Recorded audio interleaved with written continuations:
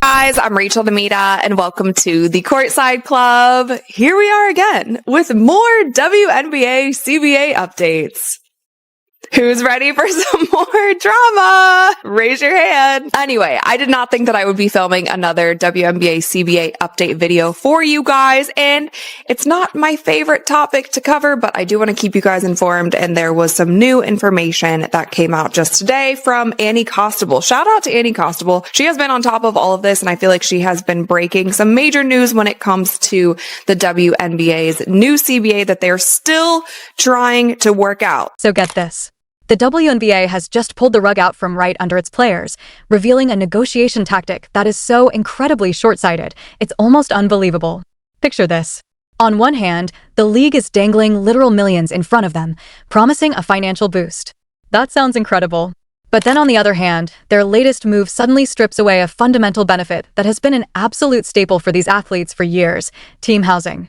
This absolutely stunning decision, which dropped right in the middle of some really heated collective bargaining agreement talks, has sparked immediate and fierce backlash. It's left fans and players alike completely baffled, wondering who in the world is actually making these head-scratching choices. This isn't just a minor misstep.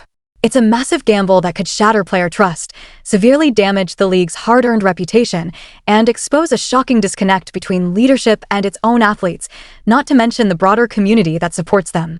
Honestly, this single tone-deaf proposal alone could be the final nail in the coffin for the current administration, proving beyond a shadow of a doubt that their priorities are wildly out of sync with basic player welfare and, crucially, the long-term stability of the entire league. Once again, and now the deadline is January 9th to get a deal done, but Annie Costable just reported today that the WNBA proposes cutting team housing and an earlier start to the season. The league is proposing a 7-figure base maximum salary, but it's coming at a cost. Now, I'll go over really quick the latest monetary offer that the league proposed to the players, and I talked about this in yesterday's episode in a voiceover, but as a reminder, the league's latest proposal includes a base salary of $1 million with potential earnings from revenue sharing, increasing that number to $1.2 million, and multiple players per team can be up for that super max. Here's where it gets even more complicated and honestly a bit infuriating.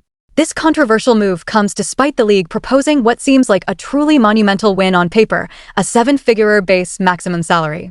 We're talking about an offer that projects a stunning $1 million base salary, with a very real potential for players to push that figure even higher up to an incredible $2 million through revenue sharing. And get this, that's not just for one player. It could apply to multiple players per team by 2026.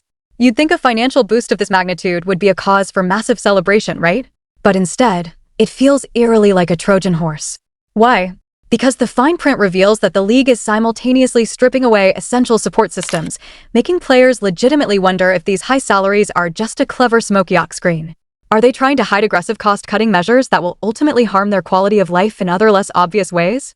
The perceived generosity from the league in this context just feels incredibly disingenuous when it's paired with such a clearly regressive policy. To me, because just last season, the max salary in the WNBA was around $220,000. Now that is going to be the minimum salary that a player can receive playing in the WNBA. So you can see the huge leap that the WNBA is offering when it comes to purely how much the players would make off of their salaries. Now, the biggest sticking point for the players has been the revenue sharing, but the salary cap is currently at $1.5 million per team, and this would increase to $5 million. And under the league's most recent proposal, the salary cap would grow with the league and team revenue regardless of targets. And this was one of the things adding to this complex and increasingly frustrating situation. The average salary is now projected to impressively exceed $500,000, with the minimum salary soaring past $25,000. To really put this into perspective for you, just last season, the maximum salary for any player in the WNBA hovered around a much lower $220,000. So, let's be clear. The league is undeniably offering a huge monumental leap in pure monetary compensation for its athletes, which is a big deal in itself.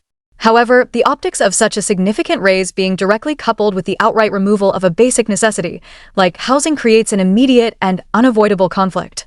This unfortunate pairing completely overshadows any potential goodwill that might have come from the increased pay. Instead, it highlights a profound and frankly alarming misunderstanding of player needs and fan sentiment by the league's leadership. they will get this revenue, and the salary cap will continue to increase as seasons go by. Now for the kicker, the brand new nugget of information that we found out just today, and that is that the league has removed team housing from proposals submitted to the WNBA. Teams have been required to provide players with in-season housing since 2016, and this is something very similar to what they do in the G League. So for G League players, they're provided housing. The G League players don't make nearly as much as NBA players do, and obviously it's a developmental league. Some G League players get pulled up to the NBA, some go back and The league also claims they are finally addressing what has long been considered the players' absolute biggest sticking point: revenue sharing.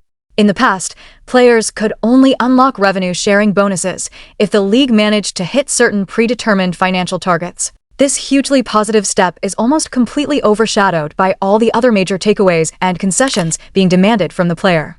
It ends up feeling less like a genuine good faith compromise and more like a desperate attempt to distract everyone from other deeply unpopular and poorly conceived proposals that seriously threaten to undermine player satisfaction and trust in the leagues leadership. Real money. Of course, they're not going to be paying for housing. I'm sorry, it makes sense to me. And I know a lot of the WNBA fans online are like, how dare you take away the housing? How dare you take away the housing? Well, if these players are making over $1 million, they should be taking away the housing. That's an added cost for the league. And hopefully it gets to the point where everybody is making significant amounts of money and they can pay for their housing. Now, people were bringing up, what about the players who are coming in on hardship contracts? What about the players who, are in and out or on 10 days or whatever? Like, not those players who are obviously fundamental pieces to different teams. And I do think there's no way that Let's get to the absolute core issue, the one that has truly infuriated players and fans alike.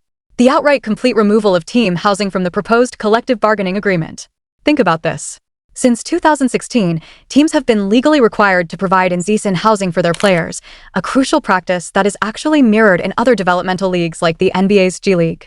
And while the WNBA did also offer a monthly stipend which ranged from $1,000 to $2,700 depending on the city, for players who preferred to opt out and find their own arrangements, the complete elimination of this fundamental benefit is universally seen as a colossal step backward for the league.